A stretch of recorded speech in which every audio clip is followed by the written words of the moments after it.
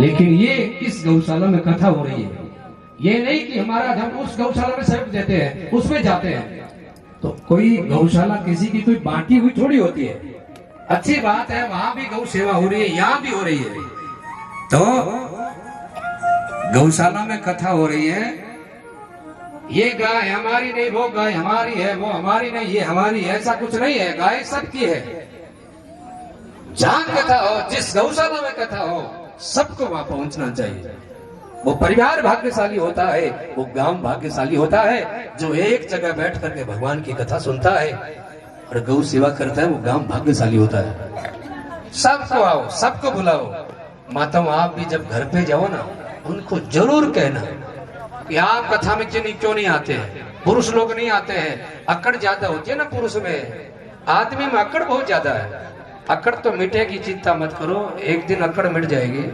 अरे बड़े बड़े राजघरानों की अकड़ नहीं रही तो आप किस खेत की मूली हो। अब कोई बुरा माने तो माने, हमें क्या है, हमें तो कोई लेना देना है नहीं, हमें किसी से कोई लेना देना नहीं। हमें तो गौ के लिए हम लोग आए हैं, गौ के से मतलब है, भगवान से मतलब है। देखो हमारे रात को जो मौसम खराब हुआ था, हमारे सुखदेव जी भी भाग गए, गौ सेवा के लिए गए। देखो ऊपर से खाली पड़ा है। सुखदेव जी चले गए, अब पता नहीं कब आएंगे। आ तो जाएंगे, वो गौशाला के गए हैं, भाग गए। क्योंकि ये माताएं भाग गई थी, कल मौसम खराब हुआ था। हमने आपको कहा था ना, हाथ जोड़ के कहा था मत जाओ, एक बूंद भी नहीं गिरेगी, मत जाओ। अब डरते क्यों, घबराते क्यों हो। ये माताएं भाग गई तो सुखदेव जी भी चले गए। अब गांव में घूम रहे, लोगों को कह रहे हैं आओ आओ। अब पता नहीं, हम कह रहे गांव वाले नहीं आए तो सुखदेव जी तो आ जाए। अब ये कह रहे हैं कि जब तक गांव वाले खोज परिवार, मेघवाल परिवार, गुहार परिवार और तेतड़ परिवार है, देहड़ू परिवार, हाँ देतड़ भी होते हैं जाटों में, देहड़ू परिवार, वाल्मीकि परिवार, और सबको ले घरों में गए हैं, लाने के लिए गए। रात को चले गए थे वो, अभी तक आए नहीं, समाचार नहीं दिया उन्होंने। है वैसे तो यहाँ है, अपने जगह एक नकली प्रतिबिंब छोड़ के गए। आ जाओ, वो घसीट करके लाएंगे तब आओगे क्या। यहाँ नहीं आओगे तो क्या वहां जाओगे। यहाँ नहीं लगाओगे तो कहाँ लगाओगे, फिर हॉस्पिटल में लगाओगे। पैसा अगर यहाँ नहीं लगाओगे तो कोर्ट कचहरी में लगाओगे, मुकदमेबाजी में लगाओगे, कहाँ लगाओगे बताओ। बीमारी में लगाओगे, हॉस्पिटल में। हार्ट का दौरा पड़ जाए, बहुत लोगों को हमने देखा हार्ट का दौरा पड़ गया और गए, भागे भागे गए, कहाँ गाड़ी लेकर के गए, 10,000 लगे, 20,000 लगे, पहुंच गए बीकानेर पीबीएम हॉस्पिटल में। और भगवान ने कृपा कर दी, आगे से आगे व्यवस्था बना दी, गाड़ी भी मिल गई और डॉक्टर भी मिल गए, वेंटिलेटर की व्यवस्था बन गई, ऑक्सीजन की सारी व्यवस्था बन गई। वो आदमी क्या कहता है, अगर मैं बच गया तो मैं अपने गांव की गौशाला है ना, उस गौशाला में अपना जीवन दूंगा, गौ सेवा करूंगा। डॉक्टर कहता है बाबा बच गए हो, 2 छल्ले डलेंगे, डबल छल्ले डलेंगे, 3 लाख रुपए लगेगा। डॉक्टर साहब मेरे को बचा लो। गांव के बड़े चौधरी क्या कहते हैं, मेरे को बचा लो डॉक्टर साहब, क्योंकि ज्यादातर हार्ट अटैक का दौरा बड़े लोगों को, गंधर्वों को राजा बना दिया।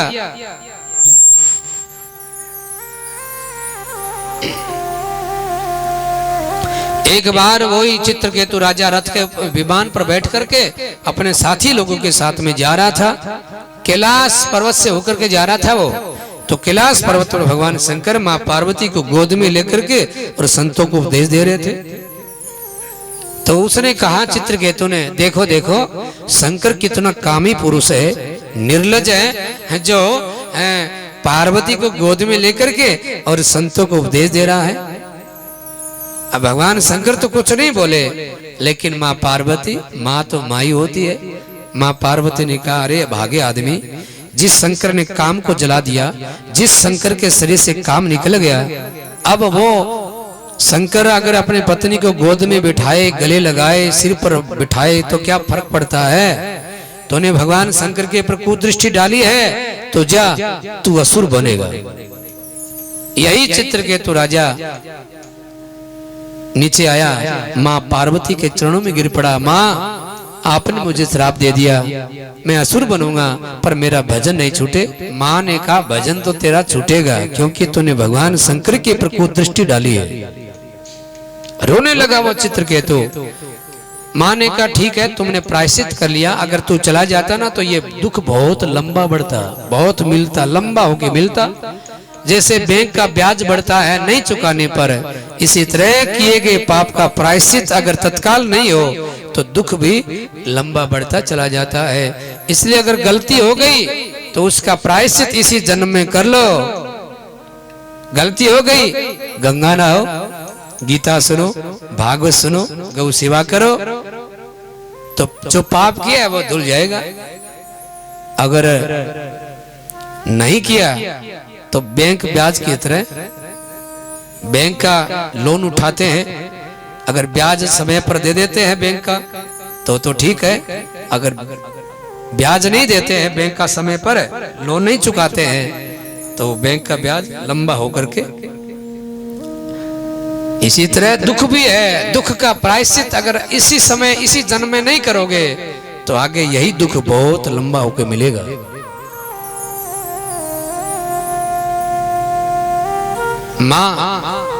माँ ने कहा चल ठीक है तूने माफी मांग ली, प्रायश्चित कर लिया, असुर तो बनेगा लेकिन बहुत बड़ा असुर बनने के बावजूद भी तो भगवान नारायण का बहुत बड़ा भक्त भी बनेगा। यही चित्रकेतु राजा दूसरे जन्म में वृत्रासुर नाम का दैत्य बना है। हो सकता है आज वाली कथा में ये प्रसंग कथा आ जाए क्योंकि कथा बहुत लंबी है और कल वाला कोटा भी पूरा करना है। आज तो राजा बलि तक कथा करनी है क्योंकि चौथा दिन है, कल भगवान कृष्ण का जन्मोत्सव 5वां दिन। तो संक्षिप्त आप लोग कथा सुनिए, शॉर्टकट में सारी कथा सुनिए। सुखदेव जी ने एक कथा यहाँ तक सुनाई है। अब मनु महाराज का जो 2 नंबर वाला बेटा था प्रियव्रत, प्रियव्रत के वंश का वर्णन किया है। प्रियव्रत ब्रह्मचर्य व्रत धारण करके जंगल में चले गए थे। प्रियव्रत ने ये मन में विचार किया था हम आजीवन ब्रह्मचर्य व्रत धारण करके जंगल में रहेंगे। और ब्रह्मा जी महाराज जंगल में आए, प्रियव्रत को समझाया बेटा तुम लौट करके घर चले जाओ। ब्रह्मा जी की बात मान करके महाराज प्रियव्रत घर आए हैं और विवाह किया और विवाह करके गृहस्थी का जो सुख है वो प्राप्त किया। महाराज प्रियव्रत जहाँ खड़े हो जाते थे, जिस रथ के ऊपर खड़े हो जाते थे, धरती में आधी जगह अंधेरा हो जाता था, आधी जगह प्रकाश हो जाता था। जैसे अभी यहाँ प्रकाश है, दिन है, तो इस समय अमेरिका में अंधेरा है। ये सब महाराज प्रियव्रत ने किया। और पृथ्वी में जो 7 गड्ढे बने महाराज प्रियव्रत के पहिए से, वो 7 गड्ढों में जो जल एकत्रित हो गया वो 7 समुद्र कहलाया। ये भी महाराज प्रियव्रत ने किया। और पृथ्वी में 7 भाग हुए, वो सप्तद्वीप कहलाए, सप्तद्वीपा वसुमती। और प्रियव्रत के बेटे में महाराज आग्नेन्द्र, आग्नेन्द्र के बेटे में महाराज नाभि, नाभि के संतान नहीं थी। भगवान दर्शन देने आए, नाभि से कहा वर मांगो। नाभि ने कहा प्रभु मुझे आपके जैसा बेटा चाहिए। भगवान बोले मैं अपने बेटे जैसा कहाँ खोजने जाऊं, मैं ही आपका बेटा बन के आऊंगा। नाभि राजा के पत्नी है मेरू देवी, मेरू देवी गर्भवती हुई है और 9 महीने बीतने पर 10वें महीने में 9-10 दिन के बाद मेरू देवी ने एक पुत्र रत्न को जन्म दिया। उस समय आकाश में बादल आए, झरझर वर्षा हुई। पिता ने अपने पुत्र का नाम रखा ऋषभ, जो समस्त कामनाओं की पूर्ति करे, उनका नाम ऋषभ है। और इनको भागवत जी में 8वां अवतार बताया है। 24 अवतारों में 8वां अवतार है ऋषभ देव। अष्टमम मेरुदेव्यम नोरनाभिर्जात उरुक्रमा है। और ऋषभ देव जी के 100 पुत्र हुए। 100 पुत्रों में 9 पुत्र अलग अलग देशों के राजा हुए, 9 पुत्र नव योगेश्वर हुए। कवि हरि अंतरिक्ष प्रबुद्ध पिपलायन अग्निहोत्र चर्म दुर्बल ये 9 ऋषि है। इन 9 ऋषियों की कुंडली जागृत है। और 81 पुत्र कर्मकांड के विद्वान हुए और 1 पुत्र इस देश का राजा हुए। कौन? भरत। भरत के भी 5 पुत्र हुए। भरत ने अपने बेटों को राजगद्दी दी, गुरु आश्रम आए और गुरु आश्रम से गुरु दीक्षा लेकर के और गंगा और यमुना का संगम, गंडकी नदी, पुलाश्रम, बस वही पुलाश्रम में गंडकी नदी में स्नान करना, बस वहीं बैठ के भगवान का भजन।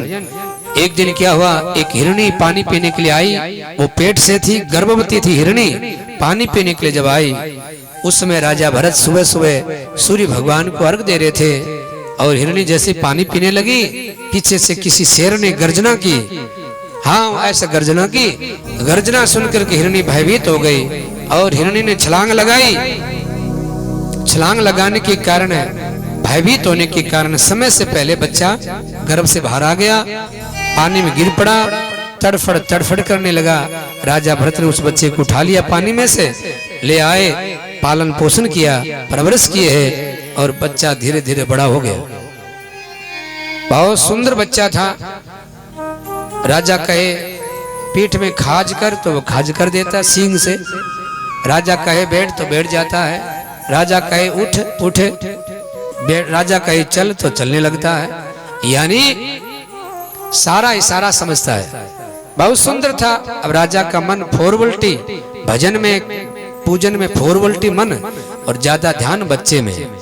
देखो जंगल में कितने हिरण होंगे, कितने हिरणों को शेर मार मार के खा जाते होंगे, उस पर भरत जी को दया नहीं आई, उसके ऊपर दया आई। किसके ऊपर? बोले ये मेरा है, मैं और मेरा, तू और तेरा, यही है माया का घेरा। बस अब तो राजा भरत का उस बच्चे में प्रेम हो गया, आसक्ति हो गई। आसक्ति खतरनाक होती है। आसक्ति पुनर्जन्म और पुनर्जन्म ही आसक्ति है। आज कई माताएं कहती है मेरा बेटा मुझसे कितना प्यार करता है। ये बहुत बड़ी बात नहीं है। आपका बेटा अगर आपसे प्यार करता है, प्रेम करता है, तो ये बहुत बड़ी बात नहीं है। अगर आप पशु की सेवा करोगे तो पशु भी आपके इशारे समझेगा, वो भी आपका कहना मानेगा। एक गांव में किसी के घर पे हम गए, भोजन करने गए, जाते ही रहते हैं अपने समाज में। तो किसी का कहना नहीं चाहिए, कहे इसलिए है कि थोड़ा समझाने के लिए कह रहे हैं। तो कहीं भोजन करने के लिए गए तो एक बहू थी, ज्यादा कोई उसके जो घर वाला था ना, कोई ज्यादा उम्र भी नहीं थी, 45-47 साल की उम्र होती है, कुछ ज्यादा थोड़ी होती है। 45-47 साल की उम्र में कोई बीमारी लग गई थी पुराने जमाने में, और लोग बीमारी का नाम नहीं लेते थे, अब तो नाम लेते हैं लोग। तो कोई बीमारी लग गई थी उसके, तो वो बहू ने कहा महाराज जी 2 साल हो गया ये बीमारी लगी है, और डॉक्टरों ने तो जवाब दे रखा है, देसी दवाई का जुगाड़ कर रहे हैं, वो दे रहे हैं। परेशान हो गए, मलमूत्र वगैरह सब चारपाई पर ही। अब तो भगवान से प्रार्थना करते हैं या तो ये ठीक हो जाए, और आगे कुछ नहीं कहा उसने, इतना ही कहा या तो ठीक हो जाए, और या अब इतना तो समझता ही है कि या चले जाए। तो भाई अगर आपसे कोई प्यार कर रहा है, प्रेम कर रहा है, इसलिए प्यार प्रेम नहीं कर रहा है कि आपकी चमड़ी से और हड्डी से उसको प्यार है। आप कमा के ला रहे हो, खिला रहे हो, तब प्यार है।